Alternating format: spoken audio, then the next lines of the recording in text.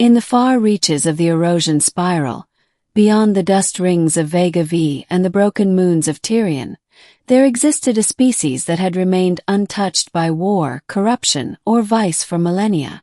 The Sylari were ethereal, long-limbed beings with skin that shimmered like starlight and voices that sounded like wind brushing crystal.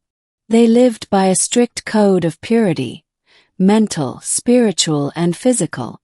Among their kind, one name echoed louder than the rest: Selene of the Moonborn lineage. Selene was the last of the pure-blooded Moonborn Sylari. Her chastity was sacred, her mind untainted by lust or hatred, her soul unmarred by greed or ambition. Her mere presence brought calm to even the most war-hardened commanders. She was not just a symbol of hope, she was a legend. And that legend was about to be tested. Chapter 2. The human called Elias. Elias Kane was just a man. A good one by Earth standards, honorable, patient, steady, but still a man. He served in the Galactic Coalition as a diplomatic envoy, often tasked with easing tensions between species that had only recently learned to communicate without shooting each other. His ship, the Harmony, was small and unassuming like its captain. But Elias held a secret few knew. Years ago, during a failed mission to Sylari Prime, he had met Selene, and she had smiled at him. That single moment had shattered him. He'd never seen anything so serene, so untouchable. She had barely spoken, only a few words of thanks after he saved a Sylari child from a collapsing structure during a quake, but her gaze had lingered on him longer than on any other. That one glance had made him fall hopelessly, irrevocably in love. He'd spent the last 9 years making yearly diplomatic visits to Sylari Prime, never pushing, never assuming, only waiting. Chapter 3. Forbidden Desires. Selene watched Elias from the high gardens of the Crystal Citadel, concealed by translucent vines. He had arrived again, punctual as ever, offering goodwill and warmth to the elders.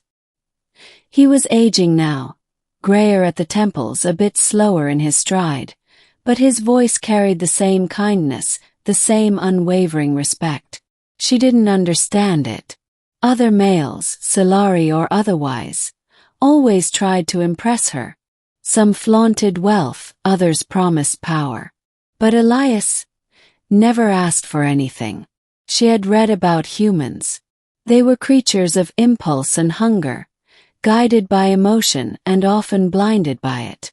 Yet Elias waited, respected, and something in her, something forbidden, began to ache. Chapter 4. The Reckoning Council. The elders had always known of Elias's devotion. Some found it amusing, others insulting. But now, Selene had requested to meet with the council herself. "I wish to leave with the human," she said, voice steady. The silence was deafening. Elder Cawthon leaned forward. "You are the last of the Moonborn line. If you give yourself to him, the purity that shields our people from the dark currents of the galaxy will end." "I know," Selene whispered, "but I no longer believe purity means absence. It must mean presence, presence of love, of trust, of choice." "Do you love him?" another elder challenged. "I do not know love, but I know I have waited for him, without understanding why." The council fell into a long silence. Finally they spoke in unison. "Then go. But you may never return as Moonborn.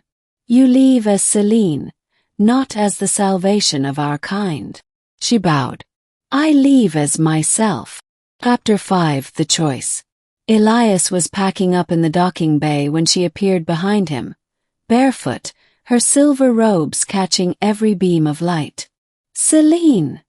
he breathed, standing upright as if her name itself had summoned gravity. "I am no longer of the Moonborn," she said. "I am just Selene." He looked at her confused. "Why are you telling me this?" "Because I've chosen," she said, stepping closer. "I wish to know what it means to belong. Not to a race, not to an ideal, but to someone." His heart thundered. "Are you sure?"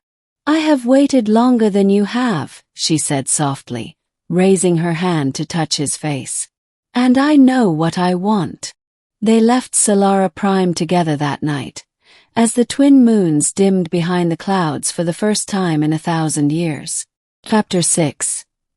First Touch. The harmony wasn't built for royalty, but Selene never complained. She found wonder in the small things: a hot cup of Terran tea, the flicker of a holographic book, the sound of Elias's breathing while he slept. She asked questions constantly, about human childhood, courtship, passion. Elias answered with patience, never assuming, never pressing. And one evening, as the ship drifted near the glowing rings of the Varian belt, Selene took his hand.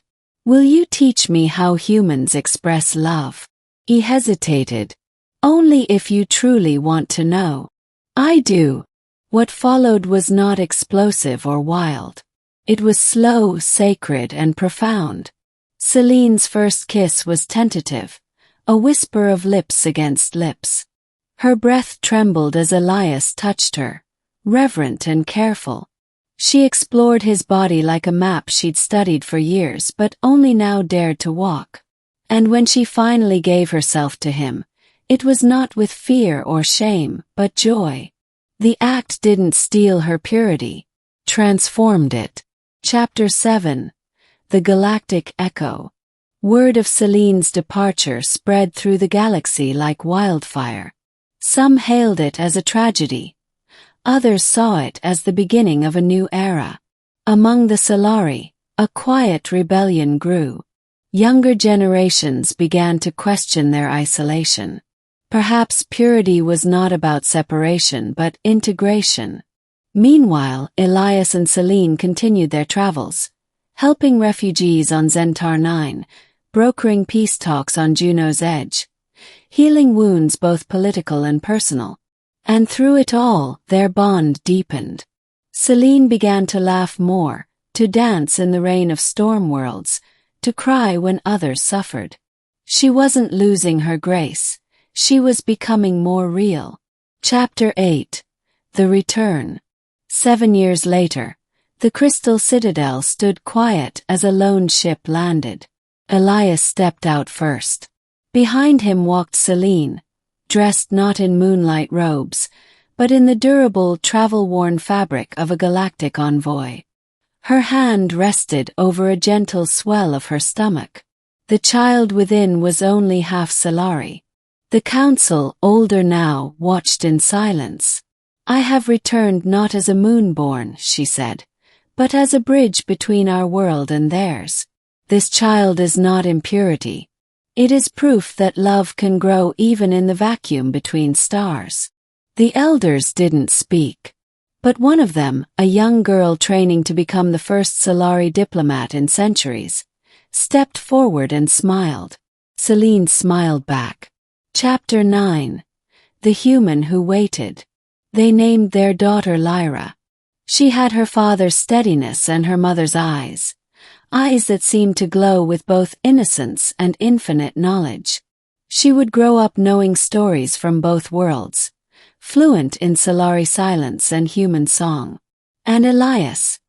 He never once bragged, never once gloated. He simply held Selene's hand each night and whispered thank you to the stars. Thank you for letting him be the one who waited. Chapter 10. Too Pure for the Galaxy. In time the galaxy changed.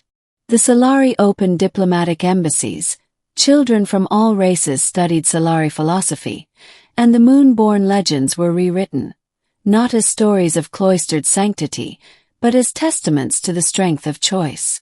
And at the center of it all stood a woman who had once been too pure for the galaxy, and a man who had simply loved her enough to wait.